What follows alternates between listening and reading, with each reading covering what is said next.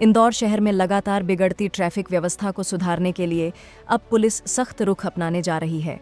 Delhi police की तर्ज पर इंदौर ट्रैफिक पुलिस अब रॉन्ग साइड वाहन चलाने और वन वे का उल्लंघन करने वालों पर कड़ी कार्रवाई करेगी।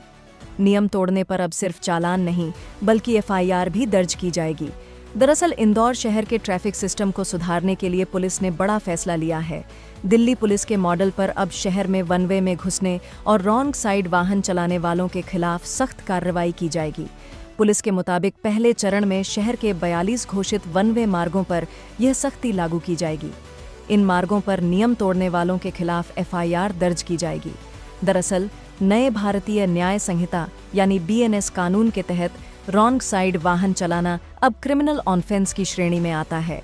ट्रैफिक पुलिस का कहना है कि रॉन्ग साइड वाहन चलाने से दुर्घटनाओं की आशंका बढ़ जाती है और आम लोगों की जान जोखिम में पड़ती है।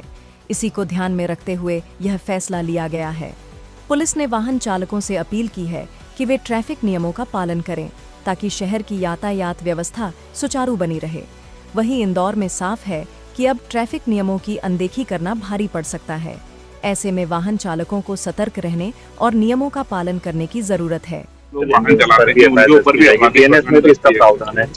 इसके लिए लगातार आ रहा है और इसके पहले भी एफआईआर की जा चुकी है ऐसे लोगों पे जिन्होंने रॉन्ग साइड या लापरवाही पूर्वक, जैसा मैंने कहा, कि अपने वाहन को चला के दूसरों के लाइफ को रिस्क पे डाला। इसके लिए हम लोग लगातार कार्रवाई कर रहे हैं और एफआईआर भी करेंगे। जैसे मैंने कहा कि इनके ड्राइविंग लाइसेंस भी कैंसिल कराए जाएंगे और उसमें जो वैधानिक प्रक्रिया है उसका पालन करते हुए, और साथ ही साथ और भी परीक्षण किया जा रहा है। इन पे कुल मिला के जो समग्र रूप से पूरी कठोरतम वैधानिक कार्रवाई वो की जाएगी ताकि उससे इस प्रकार के कृत्य वो ना करें।